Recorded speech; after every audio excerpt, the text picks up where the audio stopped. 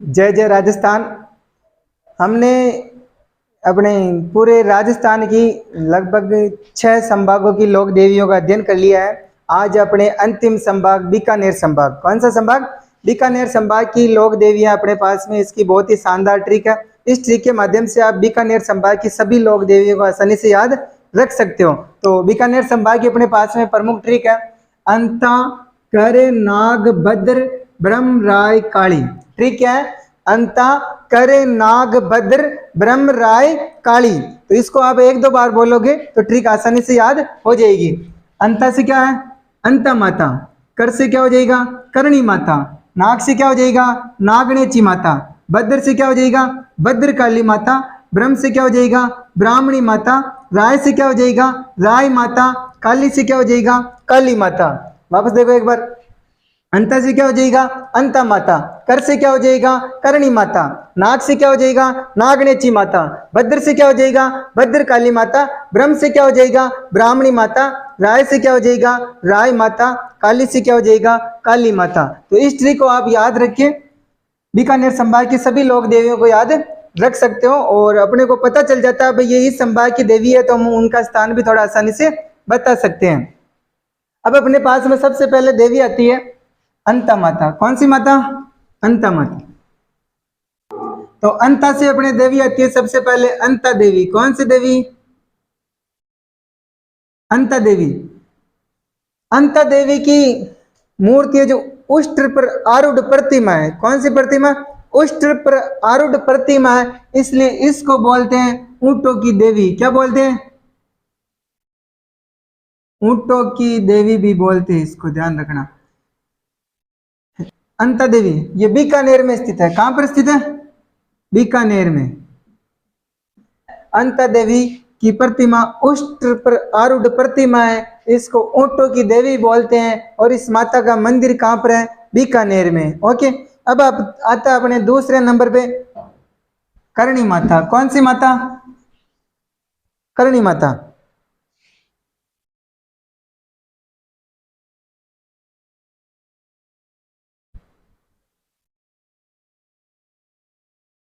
करणी माता का ध्यान रखना। इसके बारे में थोड़ी सी स्टोरी सुन लेते हैं जिसको अपने को थोड़ी मुख्य मुख्य बातें याद हो जाएगी।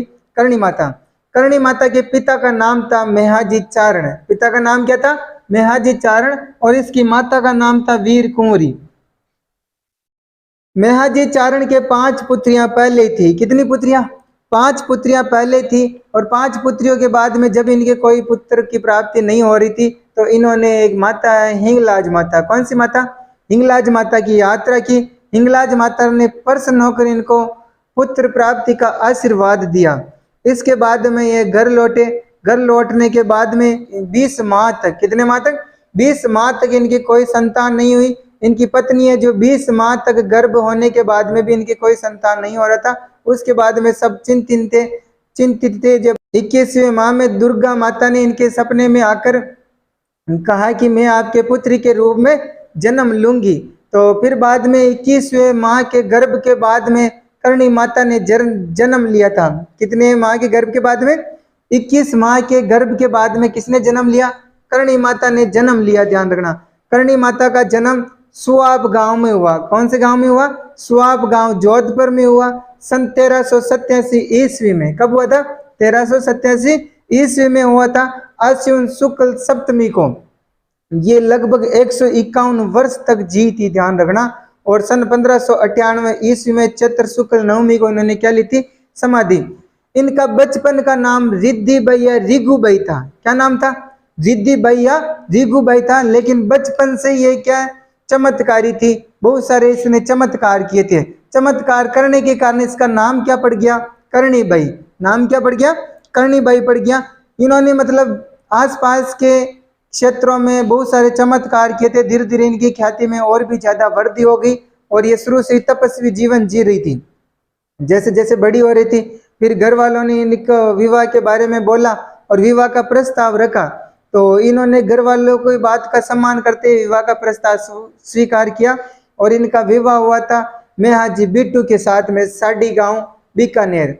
मेहाजी बिट्टू है, साडी गांव बीकानेर के थे। उनके साथ में इनका विवाह का प्रस्ताव तय हुआ और इनका विवाह हुआ लेकिन ये क्या मतलब थोड़ा इनका स्वरूप सही नहीं था जन्म से। ये पूर्व के जन्म में ऐसा माना जाता है कि आवड़ माता थी, और ये करणी माता का रूप है जो आवड़ माता का अवतार माना जाता है। करणी माता किसका अवतार माना जाता है?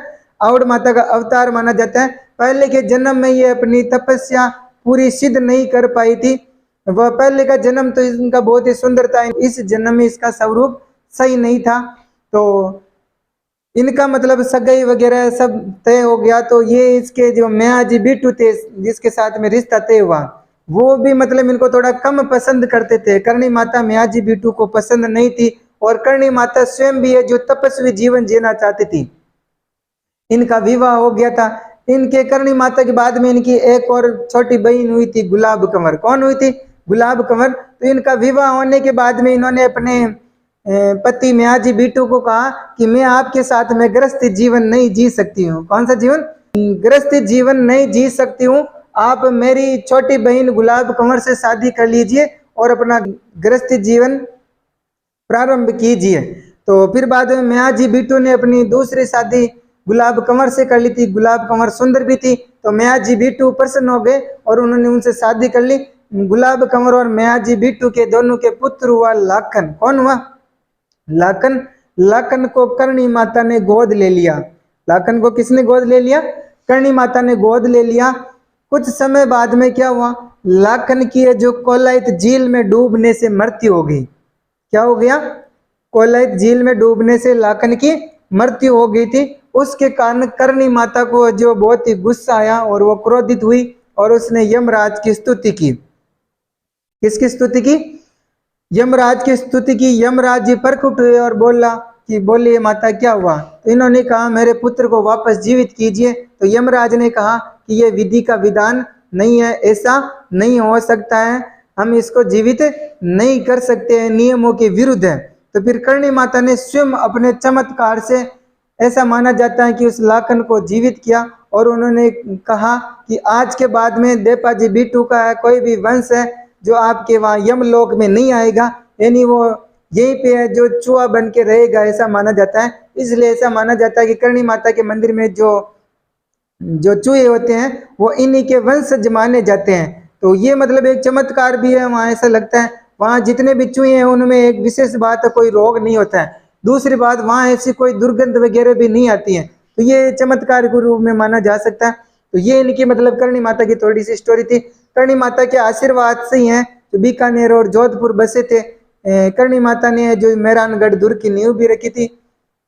और भी इनको चूहों वाली देवी बोला जाता है। इनके सफेद चूहों को जो काबा बोलते हैं, इसलिए इसको काबा वाली करनाल भी माना जाता है, दाढ़ी वाली डोकरी भी माना जाता है।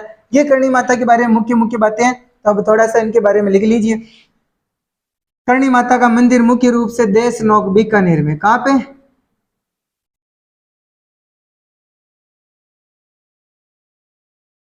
देशनोक बीकानेर। इनके मंदिर को मठ बोलते हैं। मंदिर को क्या बोलते हैं? मठ बोलते हैं। और इनके पुजारी होते हैं मंदिर में चारण जाति के होते हैं। कौन सी जाति के? इनके पुजारी चारण होते हैं, ध्यान रखना। मंदिर का निर्माण करवाया था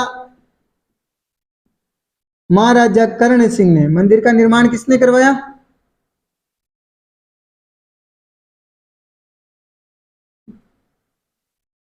मंदिर का निर्माण किसने करवाया? महाराजा कर्ण सिंह ने करवाया। और इस मंदिर का पुनः निर्माण करवाने वाले थे महाराजा स्वरूप सिंह। कौन थे? स्वरूप सिंह। इस मंदिर के आधुनिक निर्माता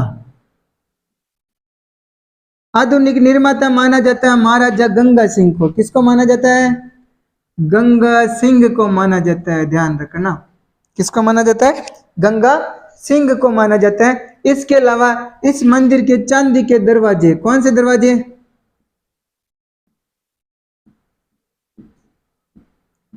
इस मंदिर के चांदी के दरवाजे लगवाने वाले थे महाराजा तख्त सिंह।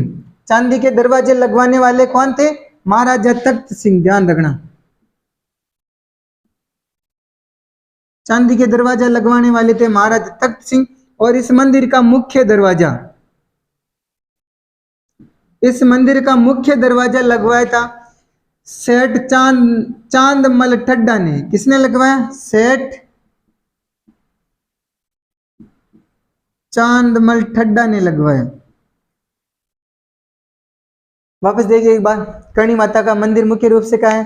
देशनोक बीकानेर में। इसके मंदिर को क्या बोलते हैं? मठ बोलते हैं। इसके मंदिर में पुजारी कौन होते हैं? चारण जाति के लोग होते हैं। इसके मंदिर का निर्माण किसने करवाया था? राजा कर्ण सिंह ने, महाराजा कर्ण सिंह बीकानेर ने करवाया था। इसके अलावा इसके मंदिर का पुनर्निर्माण किसने करवाया था?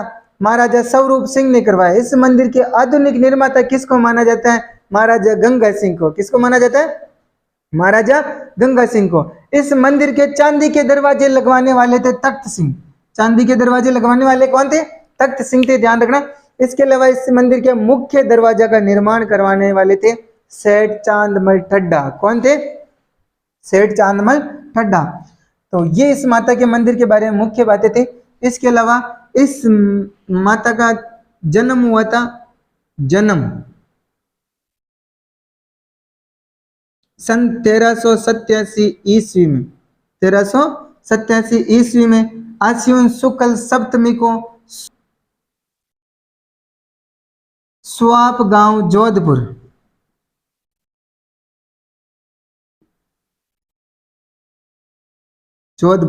इनका जन्म कहाँ हुआ? 1387 ईस्वी में स्वाप गांव जोधपुर में हुआ था। और ये 151 वर्ष तक जी थी। कितने वर्ष तक? लगभग 151 वर्ष तक इन्होंने जीवन जिया था, ध्यान रखना। समाधि ली थी इन्होंने 1598 ईस्वी को। समाधि कब ली थी? 1597 ईस्वी को, चैत्र शुक्ल नवमी को। कब ली थी? चैत्र शुक्ल नवमी को। इनका बचपन का नाम था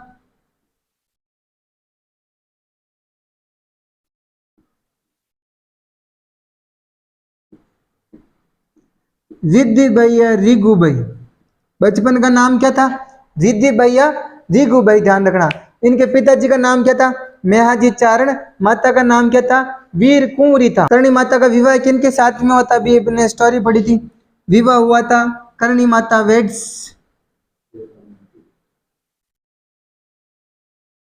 देपाजी बीटू। किसके साथ में हुआ?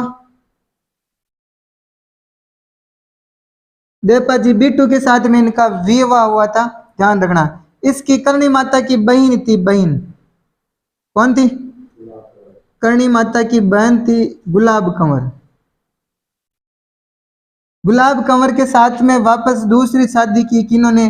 देपाजी बीटू ने, ध्यान रखना। किसने की थी? देपाजी बीटू ने गुलाब कंवर के साथ में दूसरी शादी की थी, करणी माता की छोटी बहन के साथ में। इन दोनों के पुत्र हुआ गुलाब कंवर, और देपाजी बीटू के पुत्र हुआ लाखन। कौन हुआ था? लाखन हुआ था। लाखन की मृत्यु हो गई थी। कौन से झील में डूबने के कारण? कोलाइत झील में डूबने के कारण क्या हो गई? इसकी मृत्यु हो गई थी, मृत्यु।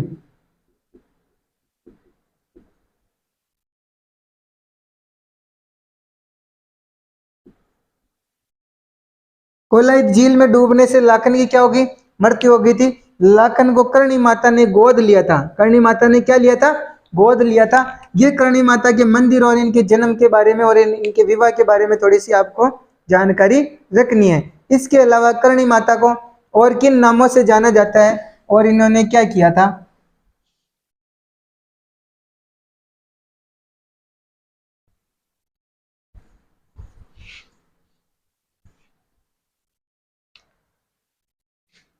करणी माता ने देशनोक बसाया। कौन सा गांव बसाया? देशनोक बसाया, ध्यान रखना, बीकानेर में। इसका मंदिर भी वहीं पे है। देशनोक बसाया था। करणी माता ने कौन सा शहर बसाया? देशनोक बसाया। करणी माता ने जोधपुर दुर्ग के मेहरानगढ़ की नींव रखी थी। किसकी नींव रखी?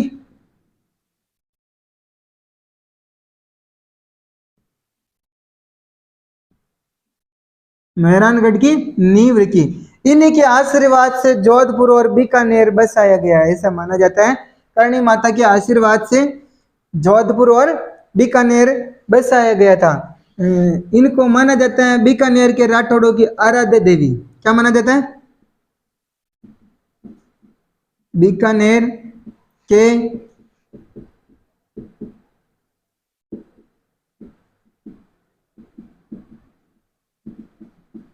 आराध्य देवी, और माना जाता है इनको चारणों की आराध्य देवी। चारणों की आराध्य देवी। इनको कहा जाता है चूहों वाली देवी। क्या कहा जाता है? चूहों वाली देवी। और इनके मंदिर में जो वहां पे सफेद चूहे होते हैं, उन सफेद चूहों को काबा बोलते हैं। सफेद चूहों को क्या बोलते हैं? काबा। सफेद चूहों को क्या बोलते हैं? काबा बोलते हैं, ध्यान रखना। इसलिए इसको कहा जाता है काबा वाली करनाल। क्या कहा जाता है? काबा वाली करनाल। क्या कहा जाता है? काबा वाली करनाल। और कहा जाता है इसको कर्नल किन्यानी। क्या कहा जाता है?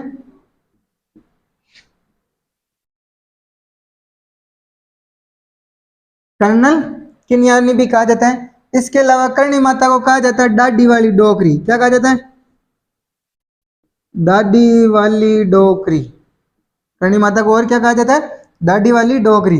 इसका स्वरूप होता है समली पक्षी बाज। करणी माता का स्वरूप क्या होता है? समली पक्षी।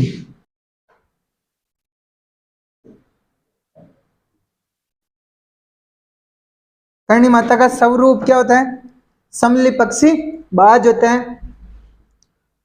इसके अलावा कार्तिक पूर्णिमा को जो कोलाइत झील का जो मेला बढ़ता है, उस कोलाइत झील के मेले में जो चारण जाति के लोग भाग नहीं लेते हैं, ये बात भी आपको ध्यान रखनी है।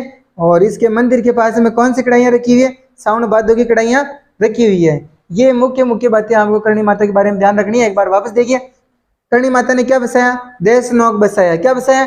देशनोक बसाया बीकानेर में। करणी माता को क्या कहा जाता है? राठौड़ों की, बीकानेर के राठौड़ों की आराध्य देवी, चारणों की आराध्य देवी। और कहा जाता है करणी माता को चूहों वाली देवी। क्या कहा जाता है? चूहों वाली देवी। और कहा जाता है सफेद चूहों को क्या कहा जाता है? सफेद चूहों को काबा कहा जाता है। इसलिए इसको बोलते हैं काबा वाली करनाल। क्या बोलते हैं? काबा वाली करनाल। और बोलते हैं इसको कर्नल किन्यानी। क्या बोलते हैं? कर्नल किन्यानी। और क्या बोलते हैं करणी माता को? डाडी वाली डोकरी। क्या बोलते हैं? डाडी वाली डोकरी। इसका स्वरूप क्या होता है? समली पक्षी बाज होता है। स्वरूप क्या होता है? समली पक्षी बाज। ये करणी माता के बारे में आपको मुख्य मुख्य बातें ध्यान रखनी है। अब आती है अपने नेक्स्ट देवी।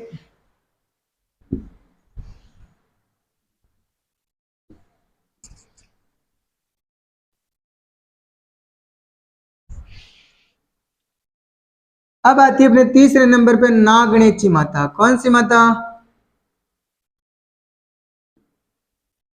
नागणेची माता। नागणेची माता हमने जोधपुर संभाग में भी पढ़ी थी। कौन से संभाग में? जोधपुर संभाग में भी पढ़ी थी। नागणेची माता के मंदिर 3 जगह में। इसका मुख्य मंदिर कहाँ पर है?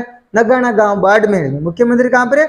नगाना गांव बाड़मेर में। इस मंदिर का निर्माण किसने करवाया था? राव धुवड़ ने करवाया था। ये कर्नाटक से चक्रेश्वरी माता की मूर्ति लाकर वहां पर स्थापना करवाई थी, और उसको बोलते हैं 18 हाथों वाली लकड़ी की प्रतिमा। दूसरा मंदिर कहाँ पर है? मेहरानगढ़ जोधपुर में। दूसरा मंदिर कहाँ पर है? मेहरानगढ़ जोधपुर में। उसका निर्माण किसने करवाया था? राव जोधा ने। तीसरा मंदिर है अपना नागणेची माता का बीकानेर में। कहां पर है? बीकानेर में।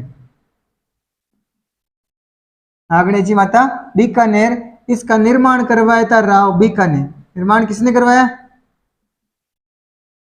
राव बीका ने करवाया। इसके अलावा इस माता को बोलते हैं 18 हाथों वाली चौरी की प्रतिमा। क्या बोलते हैं? 18 हाथों वाली चौरी की प्रतिमा। क्या बोलते हैं? 18 हाथों वाली चौरी की प्रतिमा। फिर आती है अपने भद्रकाली माता। कौन सी माता?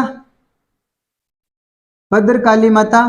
फिर आती है अपने 5वें नंबर पे ब्राह्मणी माता। कौन सी माता? ब्राह्मणी माता। दोनों यहाँ हनुमानगढ़ में। दोनों ही कहां पर है?